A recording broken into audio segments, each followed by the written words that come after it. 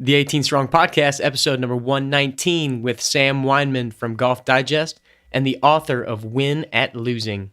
When we lose in various forms, as painful as that might be, there's probably a next opportunity that results from it. Welcome to the 18 Strong Podcast, where you get direct access to the world's greatest experts on training harder, practicing smarter, and playing better golf. Now, here's your host, Jeff Pellizzero. Hey, what's up, everybody? Welcome to the 18 Strong Podcast. I'm your host, Jeff Pellizzero. Thank you for joining me this week. Hopefully you had a chance to check out last week's episode with Charlie the Spaniard Brenneman. It was a bit of a unique episode. Charlie's a UFC fighter, former UFC fighter, and is now a speaker, coach, author, and he's had a ton of success both in the ring and outside the ring working with athletes. And we talked about the idea of, just having that fighter's mindset on the golf course in your training and how a golfer can utilize some of the principles that he talks about. But in that episode, we discussed the topic of losing. When you lose a big match or a fight or, a round of golf doesn't go the way that you want, or you hit a shot that doesn't go the way that you want, how do you bounce back from that? And so we've got a great follow-up guest here on the show in Sam Weinman. Sam's the digital editor for Golf Digest, but he has a brand new book coming out. Actually, it's releasing today. If you're listening to this the very first day that this episode comes out, December 20th, 2016. And the book is called Win at Losing: How Our Biggest Setbacks Can Lead to Our Greatest Gains. And it's such a unique idea for a book because normally we focus on winning, we focus on success, and we all know that success comes through failures, but I've never seen a book or, a course or anything that focuses specifically on the losing part and then how that builds the grit, builds the character of very successful individuals. And so what Sam did was he took, the stories, first of all, just the experiences from him and his sons and teaching his sons in sports, and noticed that, maybe they weren't dealing with losses in their sports that well. And so he utilized that as a way to really build the foundation for this book. And then he went out and interviewed some very successful people, very famous people in different genres that are kind of known for, for lack of better terms, being losers on the biggest stage, but also being very successful in their own right. So he interviewed Greg Norman. He interviewed soap opera star Susan Lucci, who had a long string of losses in the Emmys. And then other people like Michael Dukakis and people that have lost on the biggest of stages. How did they deal with that? How did they bounce back? And then Sam ties it in to a bunch of lessons of how you as a golfer can improve, how you as a parent can improve. So we talk about the impact of losing. We talk about how can you bounce back, or how can you teach someone else to bounce back. Stories from these great people. And then we even talk about Tiger Woods and his comeback as of recently, and what we can expect, and hopefully, what are some of the things that maybe he has had to deal with going from the number one in the world, the most dominant player in the world, to, not making cuts and coming back and almost being embarrassed at times on the golf course. And how does he bounce back from something like that? And then if you're a dad, we talk about kids, having kids in your household, dealing with sports. How do you work with them and talk to them about this and help build up these principles for them? So I have to say this was an incredible interview. It was so much fun talking to Sam and getting to chat with him and hear his stories around this book and how this whole thing developed. I just got mine in the mail, so I'm looking very much forward to digging in, as I'm sure you will too after listening to this episode. So without further ado, here is Sam Weinman from Win at Losing. Hey, Sam, welcome to the 18 Strong Podcast, and thanks for taking the time to come on the show today. Jeff, my pleasure. Happy to be here. So I have to ask you first and foremost, working at Golf Digest, we had Ron Kaspersky on the show not long ago, and he told us it's like a kid in a candy store for a guy that loves golf to work at Golf Digest. Is that true? That's very true. We just had a few moments ago, we had one of our equipment editors walking through with all these new drivers just came out, and everyone's gathering around and getting their hands on them. So that's sort of, we were spoiled in a lot of ways. There's always new products coming through, and there's a putting green that we have kind of afternoon money matches on in the afternoon. So it's a great place if you love the game, which we all do. It's a privilege to be able to come and just think and talk about golf all day. Yeah, that's kind of exactly what he said. The guys just hanging around, chatting golf, putting, look at new equipment, you know. Yeah. So it sounds. I mean, there's some work involved, but yeah, it's pretty good. That's awesome. Well, I have to obviously start in with the book. So your book, Win at Losing. I have to ask, the topic of losing is an interesting one. Most people, when they look at writing a book and helping people, it's usually about success and winning and, you know, striving towards achieving these goals. What made you decide to go a little bit the opposite route and look at the losing side of it? Well, actually, I would say that in a roundabout way, my book is still about success, in the sense that, you know, when you strive for success, there are going to be inevitable setbacks and roadblocks along the way. And so to think that you're going to kind of pass through unfettered is unrealistic. So, and I knew from personal experience that was very much the case. And so I wanted to talk about losing and how we bounce back from losing. So, you know, it's not just about what happens when we fail, but how we respond to it, and how that can hopefully fuel our attitudes about going after what we want and not being afraid of making mistakes along the way. So that's the first thing. But the second thing is this started with a very personal challenge for me. I have two boys who are both competitive little athletes, and I just noticed it being something that they had struggled with. And I found myself talking about it a lot with them, whether it was after tennis matches or hockey games or, playing golf with them, which is an interesting experience. They're 11 and 8.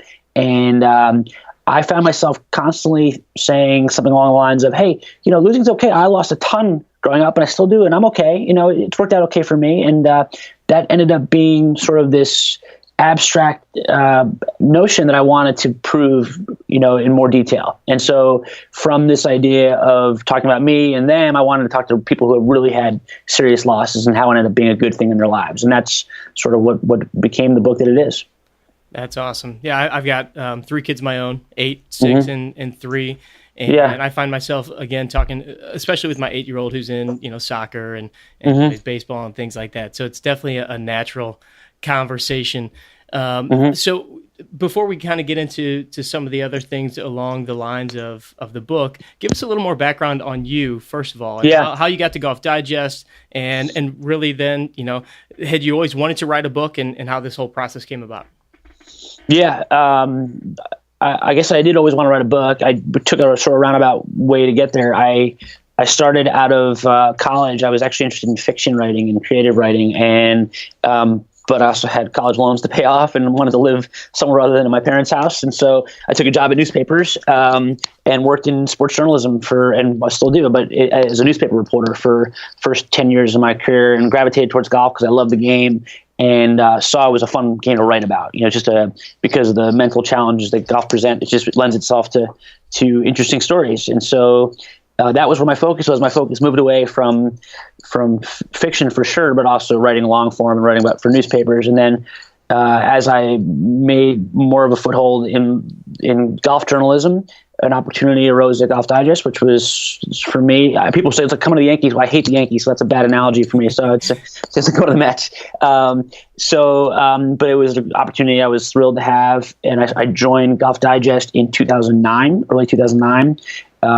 And I've been here ever since. And one of the things that I found, again, I have a pretty busy day job I'm the editor of golfdigest.com, and we're doing tons of stories. I mean, and content every day. And it's a pretty consuming existence, very fun, but it takes a lot of time. So I just figured a book would not be something that was feasible at this point in my life. And as I started thinking about this topic of losing, I realized that it's just something that I could do in off hours and talk to people. And, once I'm sure you've experienced this in your life, is once you find something that you're really passionate about, you find a way to make it work. Yep. And so I definitely wanted to do a book, and I found a book that I was really passionate about. And that's what led me to the finished product that we have. That's awesome. What sports did you play growing up? My primary sport growing up, and still to this day beyond golf, is hockey. I was a hockey player growing up through high school and college, and at the club level in college, and I still coach my boys in hockey. So that was the sort of number one sport. When I was a kid, I played a lot of tennis, played a lot of baseball. I didn't really take up golf, and I write about this in the book, till I was in college. And I became pretty passionate about that since college. So I played a little bit of everything. I had a brief dalliance with football, which was a huge mistake. But I play a little bit of everything. Awesome. And I know, we've all experienced losses in sports, so obviously a very applicable question.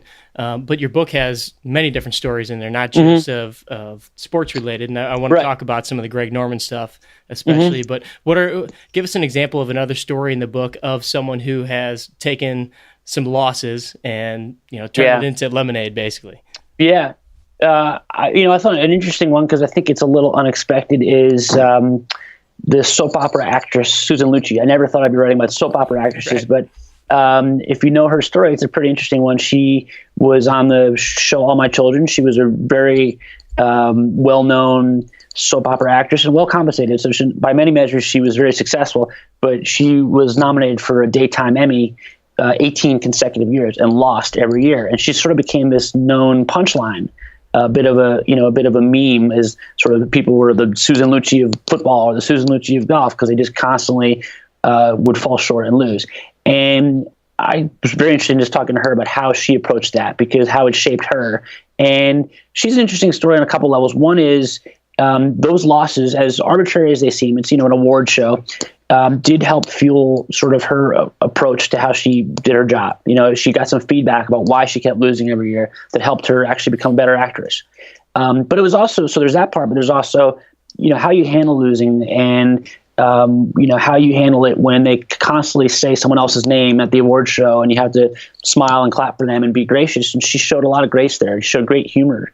And people, I think, really connected with that, because that's something that everyone experiences in some form or another. And she sort of became the embodiment of people constantly falling short. And she, in a weird way, saw it as a gift. It was an opportunity to connect with people that otherwise wouldn't exist. I mean, again, I've never watched more than 20 minutes of a soap opera, but I knew Susan Lucci because she was this sort of consummate loser.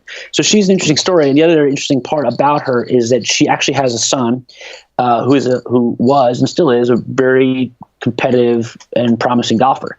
And at one point he made a go as a professional and, had a brief run on the European tour and the Canadian tour. And he says a lot of how he sort of handled the ups and downs of professional golf, which you can imagine is very difficult. He took a lot of from his mom and how she handled losing in the form of entertainment, and how those lessons were actually applicable to how he handled shooting 75 in a tournament and having to come back the next day. That's interesting, because as much as we may not really take notice of it, our kids are seeing what we're doing every single day. Sure. And to take that story and have him kind of mold himself and his character after the way that she's handled herself. Did she ever end up winning? She did.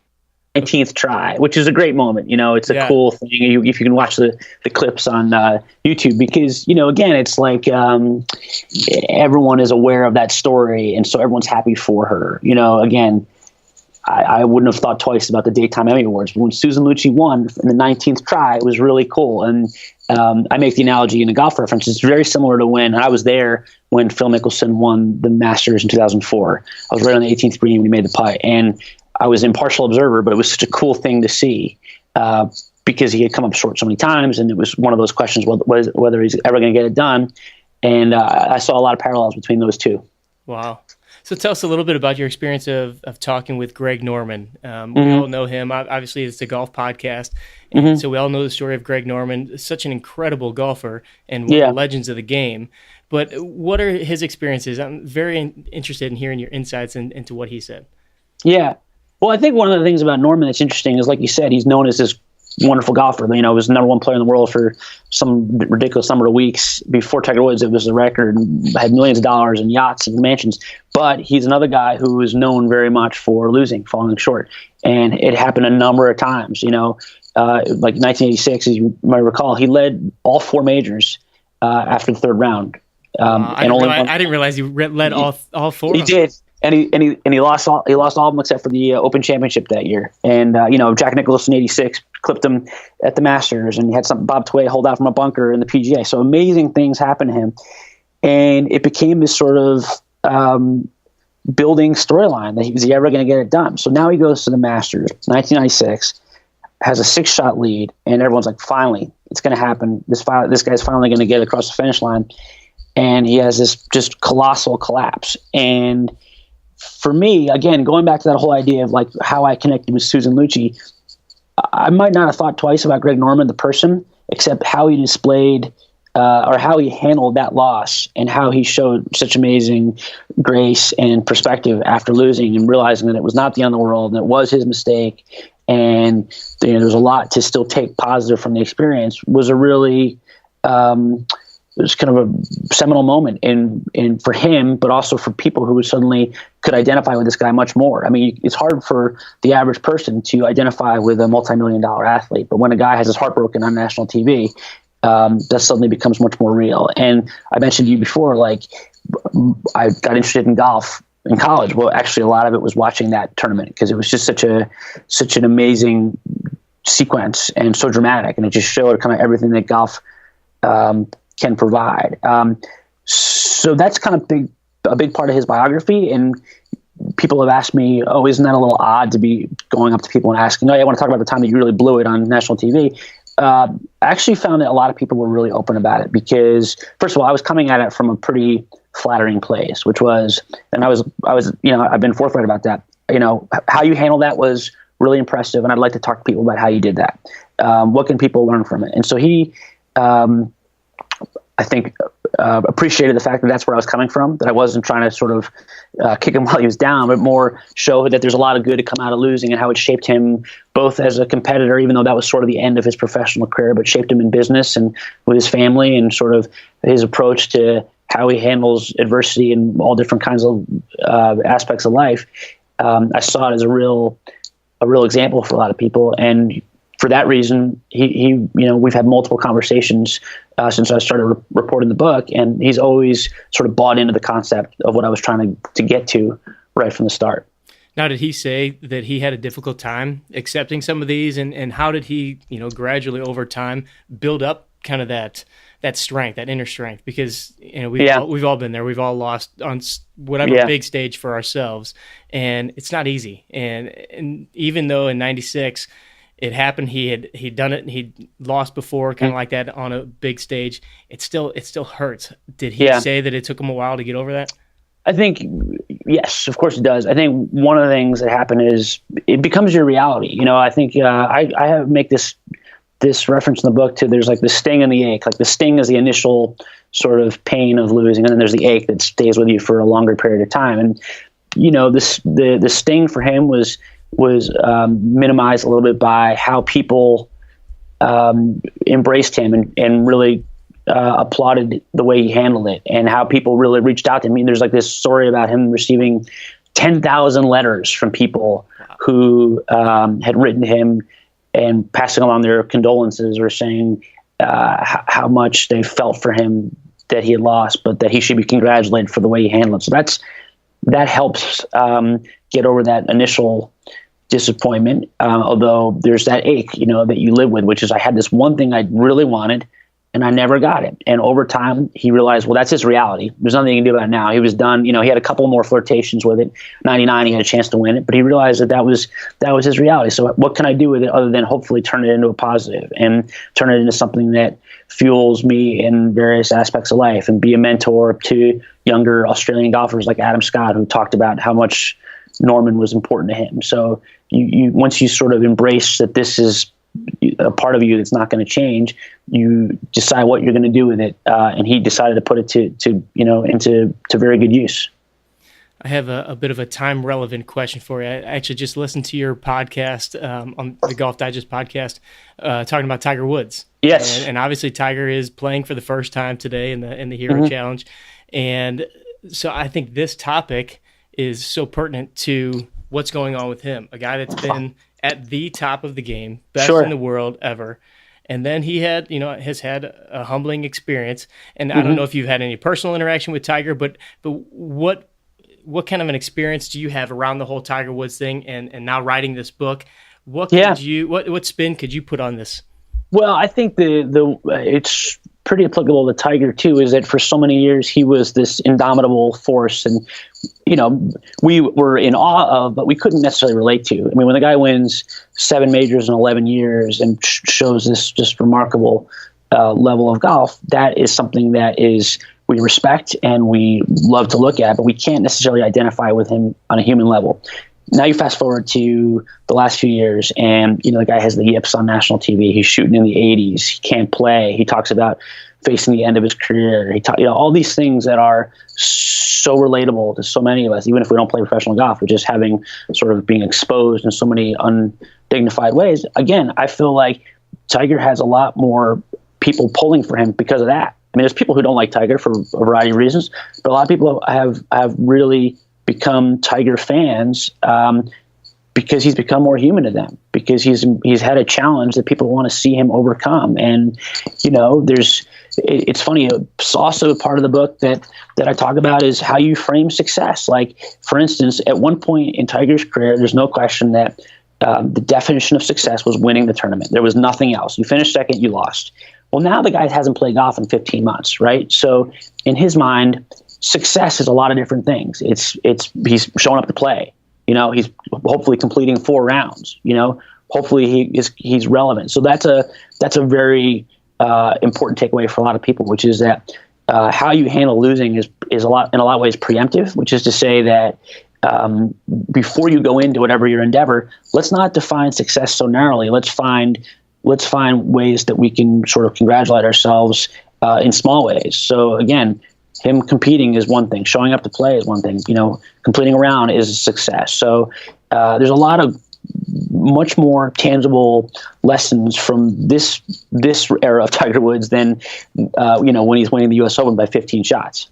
Yeah, you're totally right. I mean, I think that people now have seen. It's almost like Rocky IV, the Russian. He's human, Yeah, exactly. We see him making these mistakes, and all of a sudden he's not the guy that everybody's afraid of anymore. And you guys alluded to this in your podcast that most of these guys playing, they know of him of Tiger Woods in the past, but the Tiger Woods that they've played against or seen play is not the impressive Tiger Woods that we all know. And so for him to now be able to come from that standpoint, and it'd be interesting to see inside his head and how he's been dealing with this, because I can't imagine how hard it has to be going from the greatest in the world to, like you said, shanking a ball on national TV, that kind of stuff, and just taking a step back and saying, okay, what is success to me? And do you think that? And I haven't heard any recent interviews with him, but has he made any mention of I'm going out there to win, or has he been kind of more like you said? A little bit of both. He's given the stock answer of I'm trying to win, but then he backs off and says, listen, it's a successful week because I'm here and I'm healthy. And so I think he is recognizing that there are a variety of different levels of success, and that at this point in his career he has to broaden his definition for his own sanity, and otherwise he's gonna there's no point in even trying to get back out there, because the cynical view would be, well, you were the best player in the world, you were dominating everyone, you can't do that anymore, so why even bother? Well, that's just not the way life works, right? I mean, things evolve, things change, and so in some ways this is more impressive, putting yourself in this arena where you're completely uncertain of how you're going to fare.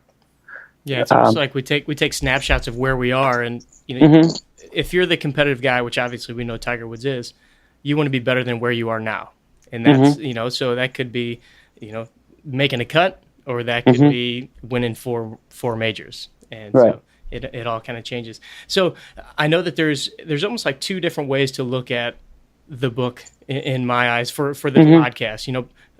Big picture. I mean, these are life lessons that you're talking about here. But what could the golfer take away for the daily basis for their round in particular when they go out on the golf course? How do they take this and apply some of the strategies? Yeah, well, it's a great question. In fact, I'm actually working on a story for Golf Digest that actually kind of takes some of the lessons from the book and applies it specifically to golf. And it's interesting because, as certainly me, I'm a 12 handicapper, so I'm not playing for anything significant.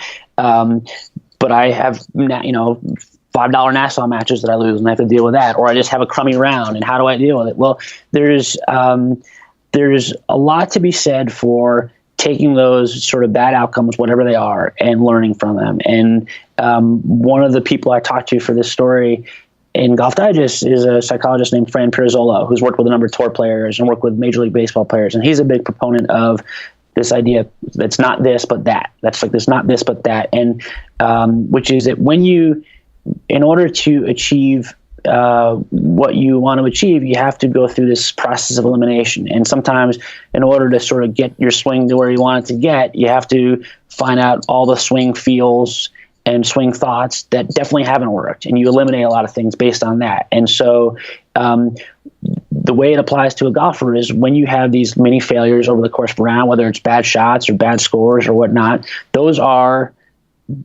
building blocks for learning something about your game and how you play, both at the physical level, but also in the sort of strategic level of, okay, I know not to do that, I'm going to do that. And so that's the first thing. I also think that, there's great resilience to be taken and great strength to be taken from being down and coming back the next day and improving. And, golf is, as you know, is a game of imperfection. It's impossible to do everything perfectly for anyone. So, to be able to, to show that you're not going to be bothered by that there's great strength in rebounding from, a bad shot or a bad score or whatnot, and coming back and trying to improve upon it for the next swing. Because that's affirming to yourself that, you've proven you can do that.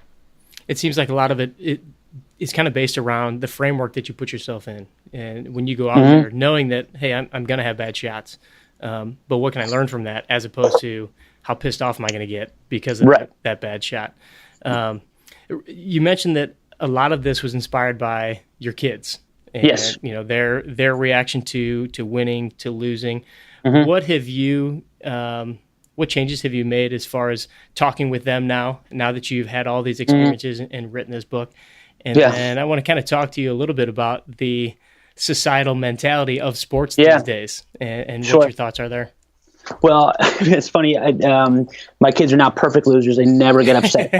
It's a joke I make in the book, is that it's not like this, I snapped my fingers, wrote a book, and now they're perfect. But it is a common theme, and we joke about the book because I have these sort of takeaways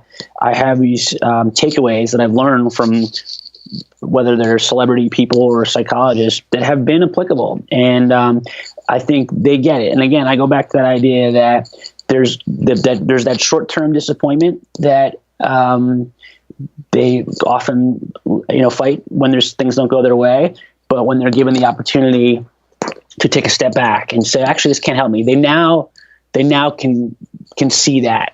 That there's good things to happen. Like an example, I'm going to put him on the spot, but my oldest son was up for a hockey team, for two different hockey teams. Like there was the high level team, the A team and the B team, and he was on the bubble and he didn't make the A team. And so there was a lot of conversation well after the book had been written and published and all that stuff about how are you going to deal with this? You didn't make the team you wanted and it didn't go your way. And I think he realized that it was an opportunity to show that he wasn't going to let it define him, that he was going to use that as fuel for, having to, for the next season and working on the areas that needed to improvement. It was a real display of character for me.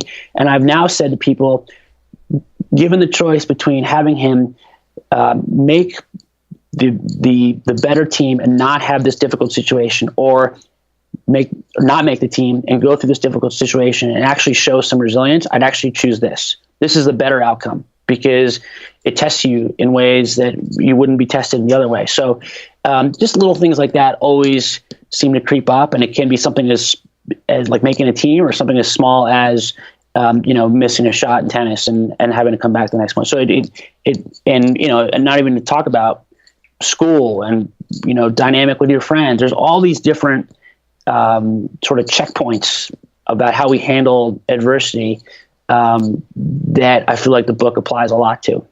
Yeah. I totally agree. And I think that having our kids, sometimes we want to make things as easy for our kids as possible, usually. Right. And I think there's a lot of dads listening, moms listening to the show. And usually that's, we want everything to be better than the way we had it. And it's very easy to want to give them whatever we can. But I think you're so right in the fact that they have to have that adversity so they know how to deal with these things in the long run. I'm sure that that's a big theme in your book. So I want to kind of ask you about, so many sports for grade school kids, younger kids. A lot is all participation based. Yes. You get a medal if you show up. Yeah. There's no keeping score, that kind of stuff. Where do you stand on, and not that you have to take a position one way or the other, but pros and cons of that mentality? Yeah. So I've thought about this a lot because it's a common theme, like you said, of this whole participation trophy. And so I'm going to give you a somewhat nuanced answer, which is I am not a believer in just giving a trophy to every kid. But I am a believer, like I said, about defining success a number of different ways. So I'm okay with giving a trophy to kids who, if your definition of success for that season is you showed up every day, you worked hard, you had a good attitude, you supported your teammates. Well, I'm okay with awarding that. Like that's good because we're saying that we value that, and there's something to be said for that. I do feel like losing though is an important part of life, and it's an important skill to learn. And so you can't shield your kids from losing. It has to be something that they confront and develop the skills to deal with. Because if you're sheltering, again, there's an age point. Maybe at 6 years old, you want to just have them make it all fun. But when they get to age 8, 9, 10, 11, you want them to understand that losing is something they're going to have to deal with.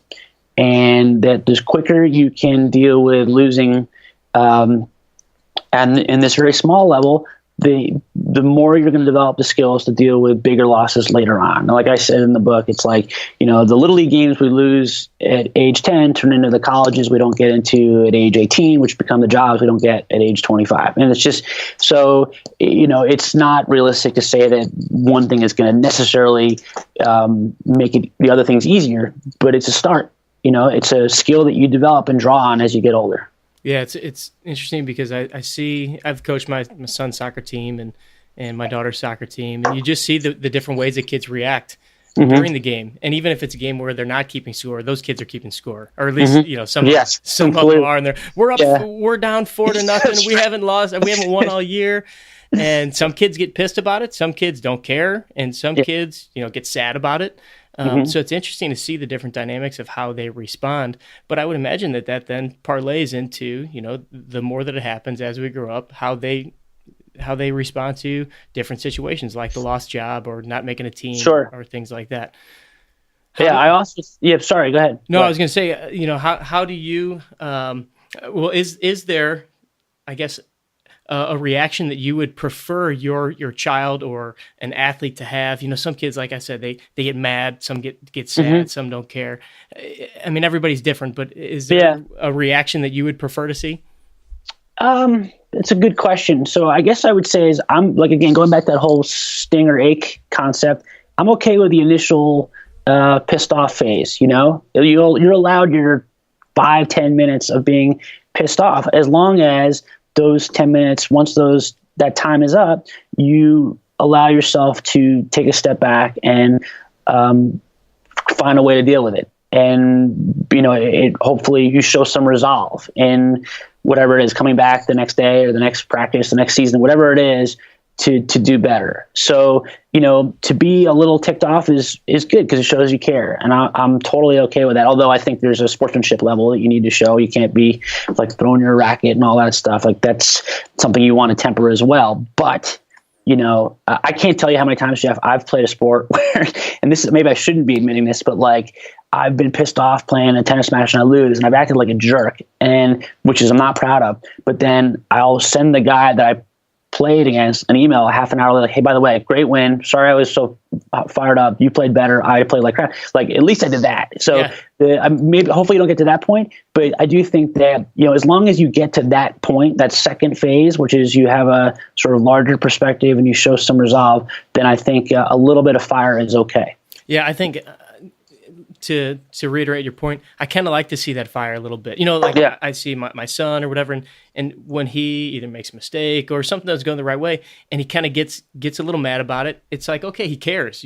Sometimes you see that nonchalant, it's like, oh, and myself too. It's like, that didn't mean that it wasn't that big of a deal, so I didn't really care. But you see this on the golf course a lot. You see a guy like Tiger Woods or Jordan Spieth. He's been knocked for it a little bit. But again, there's the sportsmanship part of it. You don't take it overboard. But I kind of like to see when a guy maybe hits a bad shot and he's a little disappointed in himself. It shows me that he's out there, no matter what, if he's leading the tournament or he's 10 shots back, that he still cares. Yeah, it's a really fine line at the professional level, especially as a fan or a journalist, which is like if Jordan Spieth, for example, lost the Masters and said, well, it's too bad I lost, but I still get an $800,000 check. We would hate that. Yes, we absolutely. want guys to show they care. We want people to have an investment in whatever it is they're taking part in. So there's this sort of balance you need to strike, which is caring, showing emotion, but obviously putting it in its proper perspective. Yeah. All right, kind of a big question for you. So this whole how long did it take you to write the book and do the research and from start to finish? Well, I would say start to finish, it was 2 years, and that's just baking in. Like, I had a sort of rough idea of what I want to do, and I mean, not to bore you with the intricacies of publishing, but you had an idea of what you want to do, and then you sort of refine it, and you go to an agent, they have an agent, go to a publisher. So basically, once I actually locked in on this was the book I was going to write, the actual writing and research part took about a year, and then there's been some, stuff on the back end of, promotion and things like that, which I guess I wouldn't count. So overall, it took about a year to turn in a manuscript. So through this whole process, for you personally, what are some of the biggest things that you've learned and even started to implement into your own career, golf game, whatever that might be? Yeah, I mean, I'll use the book as an example, which is, so now I have this thing I've done, right? And I've done it.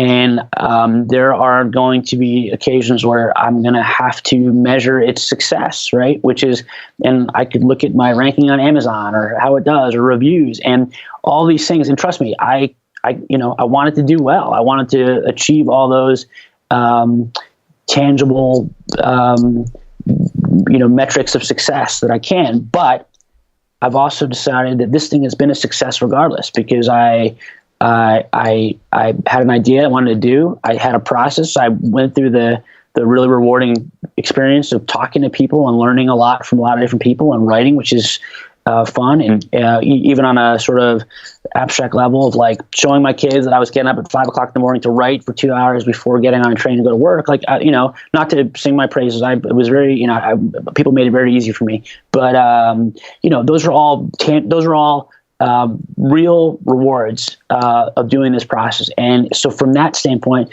going back to that idea of finding different ways to measure success, I can. So that's the first part.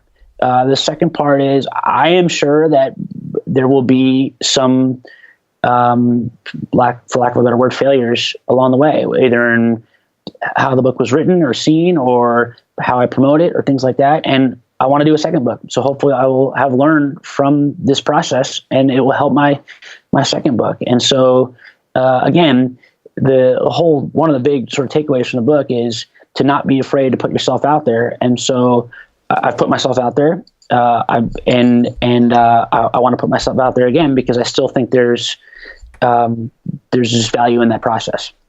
Any idea what the second book is going to be about?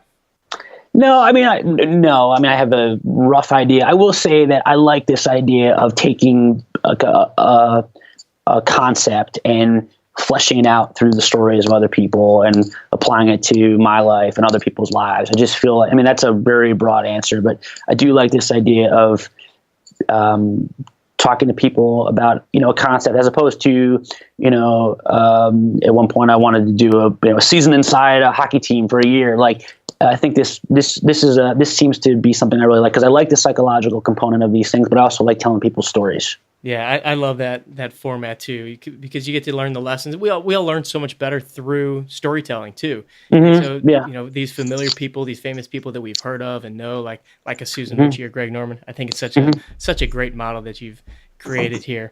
So you've been with Golf Digest for a while now, and you've had these experiences of working with some of these different people for the book. But I want to know, is there one experience working with Golf Digest that was just an unbelievable one that you've had in your past that comes to mind quickly that you could share with the audience? Because obviously, all of us, we're golf nerds. We love hearing about golfers and experiences, and I'm sure you've had quite a few. Yeah, I mean, I can give you a bunch. I get very fortunate. I get to go to all the majors. So, obviously traveling to the Masters every year in Scotland for the Open, and it is amazing. And getting to walk inside the ropes of these tournaments is amazing.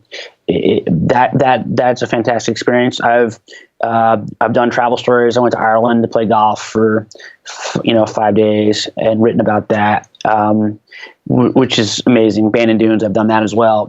So. There's a million different things from a experiential standpoint that's been, I've had access to that I wouldn't have access to if I wasn't at Golf Digest. And I would say this is a little inside baseball, but we're also at a point at Golf Digest where we're sort of redefining what Golf Digest is in 2016. It used to be just a print magazine. Well, now it's a website, and we're on social media, and we're video. So being a part of that on the front lines, to use a cliche, is really fun. It's really challenging and sort of scary because it's like there's no playbook for how to proceed, but it's also very challenging and exciting times as well. That's awesome. All right, I got a few questions that I like to ask Sure. everybody that comes on the show here. Sure. First one, especially for the golfers in the crowd, is Caddyshack or Happy Gilmore? People ask me that question and they would think, because I'm a hockey guy and I love hockey, that I would be Happy Gilmore. But in my mind, there's no competition. That Caddyshack is far and away the superior movie. Just because I think it's funnier for starters. I also think if you want to go a little deeper, Caddyshack has some real commentary on kind of class divisions and, the sort of club culture that is actually, that's why it's such a classic, is it actually resonates with people, not just on that really base level, comic level, but also sort of explaining golf culture at a pretty deep level. So no question, Caddyshack. Yeah, absolutely. I would totally agree with that. The first time I went to, one of the nice country clubs here in St. Louis, I was like, whoa, this... I'm looking for Judge Schmales in the crowd, looking for the hat and all that stuff. Exactly. Right. Next one. If you had a chance to play 18 holes with anyone in the world, it could be past, present, future, doesn't even have to be somebody in the world of golf. Who would it be? Why? And what course would you play? Wow. The course one is an interesting one. I guess I would say Augusta National from a golf course standpoint, because that's the ultimate get. There's other places that I love, and I probably, from a golf course standpoint, would enjoy more. But Augusta would be the major get. Who would I like to play golf with? On a personal level, I took up golf. I took up golf after my grandfather had passed away, and he loved golf. So it would be, I would love to be able to play golf with my grandfather, who loved the game, wasn't very good, but was such a funny, humorous guy. I see a lot of my boys in him, so I would say that. And then on a sort of celebrity level, I would love to play golf with President Obama because he's such a smart guy. But I guess those two. Awesome. All right, and with the book and everything you have going on with Golf Digest, what would you say is your mission and the biggest takeaway that you would like people to get out of you writing this and going through this whole process? I think it's a lot of what we discussed, the whole idea of embracing challenges and accepting them for opportunities. That when we lose in various forms, as painful as that might be, there's probably a next opportunity that results from it, and to embrace that and see the upside in losing. Once you've had your sort of requisite 5-minute cooling off period, recognize that there's an opportunity there that it's your job to find. I love it. And where can people find out information about the book? When's the official release? I know this episode's, I think, maybe releasing very close to the release date of the book. Great. Yeah, book comes out December 20th. So that's a Tuesday. It's available on all the major retailers. You can get my website, samweinman.com. It has a lot of information. So you can check it out there. I'll be on social media too, at Sam Weinman. So I'll be tweeting incessantly about the book to toot my own horn for the next little while. Awesome. I love it. And we'll have all that stuff linked up in the show notes for everyone to go to and have the book linked up. Sam, I can't thank you enough for taking the time to come on the show. It's been a pleasure getting to talk to you, learn more about the book and just kind of your backstory. And I love the message of it. And is there anything that we can do to further support the book and the efforts? No, you got it. Just if you like the book, tell your friends. I feel like it's a worthwhile message. I feel like, although I come from a sports background, there's a fair amount of sports. I feel like it's a pretty universal topic. It's not just a sports book. So to make sure people are aware that it's really applicable to pretty much everyone. Awesome. Well, good luck with it. I'm sure it's going to be a bestseller. And we'll definitely be pushing out here from the 18 Strong podcast. Great. Thank you so much, Jeff. You got it. All right. I hope you enjoyed that interview with Sam. And if you want any more information on him or the book or anything related to Win at Losing, just go to 18strong.com and you can search for Sam Weinman, Weinman, or just search for Sam or episode number 119, and you'll find all the information. You'll find links to not only the book, but some of his content from Golf Digest, as well as the podcast episode that we talked about where they discussed Tiger Woods and everything related to today's episode. I want to thank you again for joining me on the 18 Strong podcast. Very much looking forward to what we have coming up in the year 2017. We've got some incredible partnerships that we're going to be sharing with you guys pretty soon, and we've got a lot of guests that are already locked down and hoping to lock down quite a bit more big name guests as we move forward into the next year. So thanks again for joining me. Train hard, practice smart, and play better golf. Thanks for listening to the 18 Strong podcast at www.18strong.com. And remember, train hard, practice smart, and play better golf.